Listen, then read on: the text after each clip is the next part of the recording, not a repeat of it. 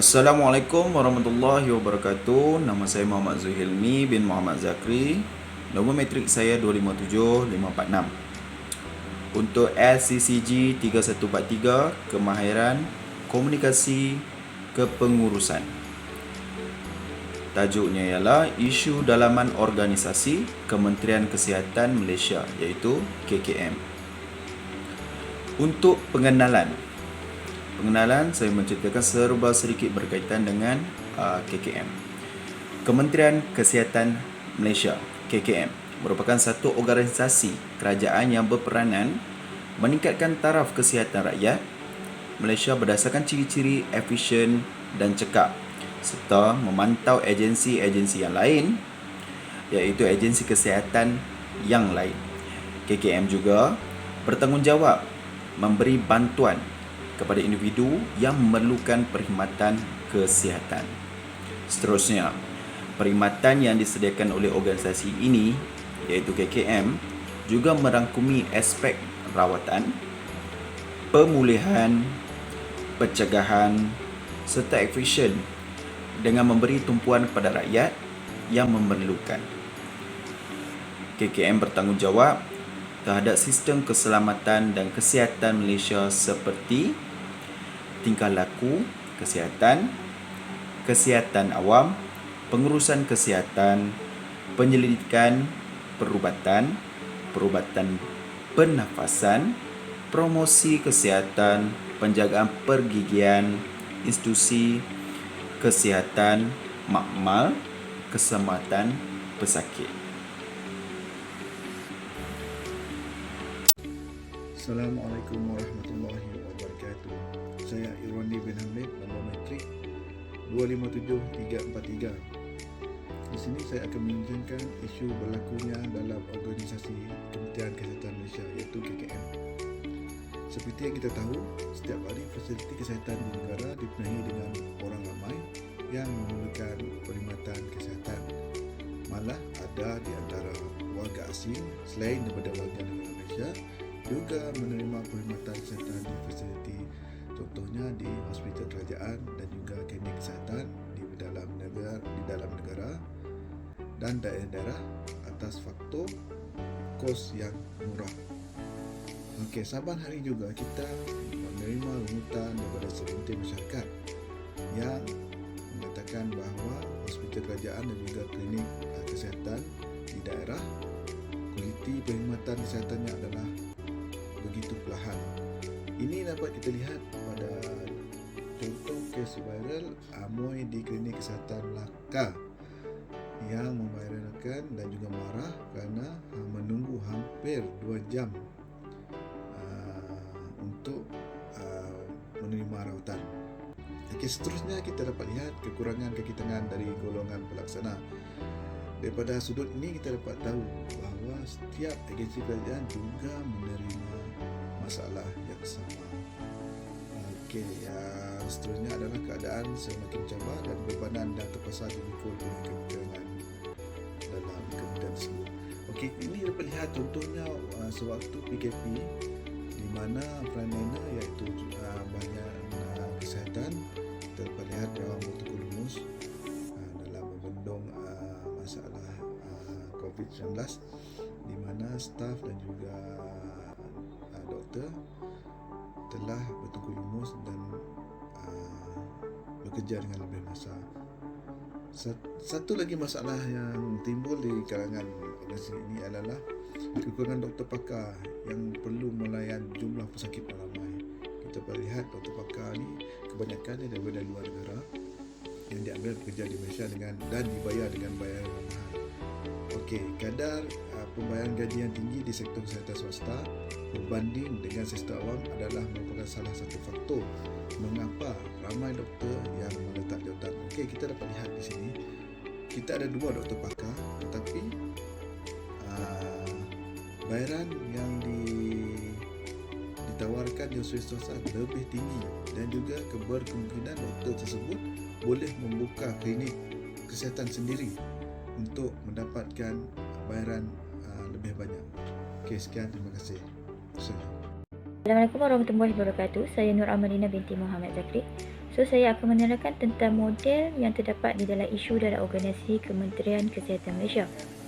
Ada dua model komunikasi yang kami akan bincangkan. So, yang pertama saya akan terangkan tentang model komunikasi linear. Okey, model komunikasi linear ini ialah di mana organisasi KKM sedang dalam proses untuk mencapai matlamat seiring kali menghadapi cabaran dan halangan dalam pelbagai bentuk. Okey, so di dalam model ini dia ada sumber maklumat, transmitter, saluran, penerima dan seterusnya destinasi. So, sebagai contoh, proses untuk memberi rawatan kepada pesakit terganggu di peringkat pertengahan apabila kekurangan sistem penjagaan kesihatan. Proses awal dari sumber maklumat sehingga menuju ke proses akhir iaitu destinasi akan ada berlakunya halangan atau sumber gangguan noise yang memerlukan komunikasi ini diulang semula untuk mendapatkan kualiti yang diinginkan. Model komunikasi yang kedua ialah model komunikasi transaksional. So, dalam model komunikasi transaksional ini, dia mempunyai encoder, pentaksi decoder. Yang kedua ialah message and decoder, pentaksi encoder. So, berkaitan antara model komunikasi ini adalah dengan kualiti perkhidmatan organisasi KKM dapat dilihat melalui aspek perancangan strategik oleh organisasi KKM di mana ianya mempunyai kesinambungan. Misalnya, Plan Strategik KKM 2021 hingga 2025 yang digubal dengan terancang adalah satu langkah proaktif KKM untuk meningkatkan kualiti perkhidmatan kesihatan. Walaupun begitu, organisasi menghadapi isu dari segi kualiti perkhidmatan yang merosot, namun seluruh warga organisasi KKM masih mengekalkan dan meneruskan objektif yang telah ditetapkan oleh pihak atasan dan kedua-dua pihak itu harus bertanggungjawab mencapai matlamat organisasi. Oleh kerana proses ini berlaku secara berterusan, so proses komunikasi menjadi lebih proaktif. Respon timbul balik perlu wujud antara kedua pihak dapat dilakukan perseorangan. Sekian, terima kasih. Assalamualaikum dan salam sejahtera.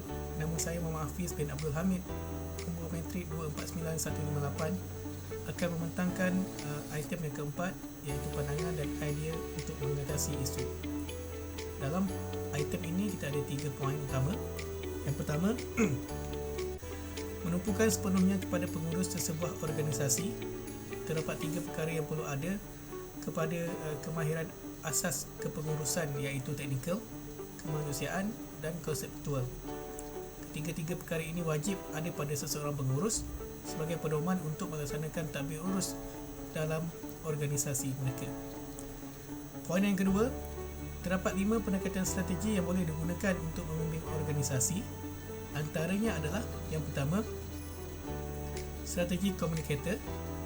Yang kedua, strategi audience. Ketiga, strategi pembinaan mesej. Yang keempat, strategi pemilihan saluran media. Dan yang terakhir, strategi budaya.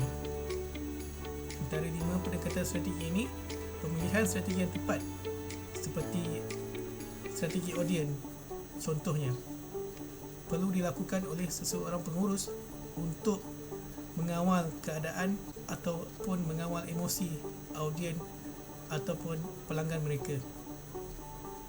Dan poin yang seterusnya, pandangan dan idea bagi mengatasi isu ini berdasarkan pembelajaran kemahiran-kemahiran komunikasi adalah melalui komunikasi perundingan.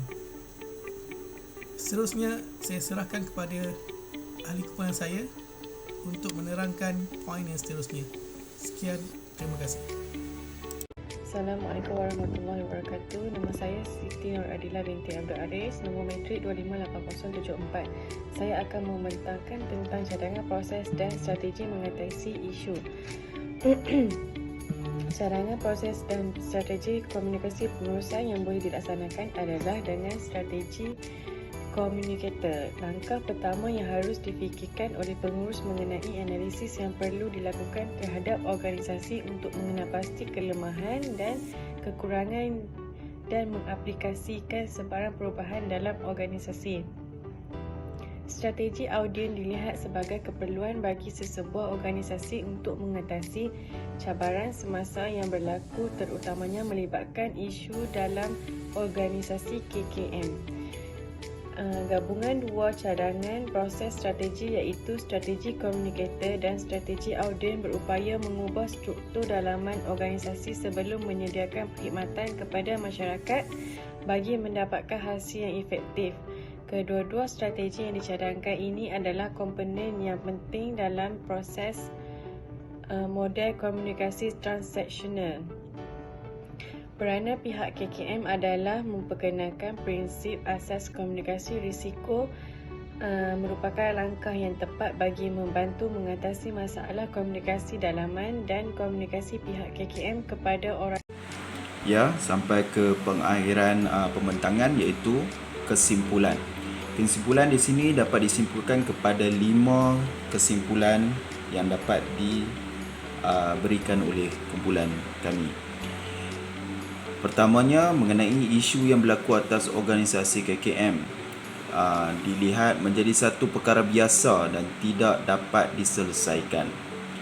Seterusnya, cadangan penambahbaikan berdasarkan kemahiran komunikasi kepengurusan dapat menjamin organisasi ini dari terus memberi perkhidmatan yang tidak berkualiti kepada masyarakat.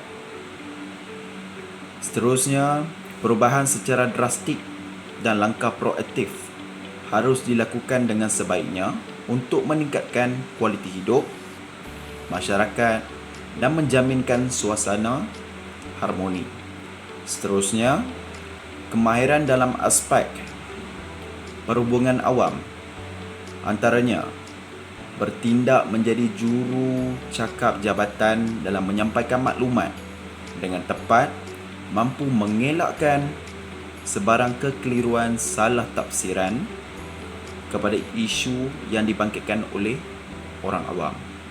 Seterusnya ataupun pengakhiran bagi penutup ataupun kesimpulan ini, pendedahan melalui latihan atau bengkel yang dianjurkan amatlah membantu pihak KKM ataupun bagi menyelaraskan aduan dengan lebih sistematik, dengan lebih teratur, seiring dengan prinsip diplomasi yang akhirnya membantu dalam membentuk imej yang positif dan juga imej yang baik. Sekian daripada kumpulan kami. Sadaqallahul azim. Terima kasih.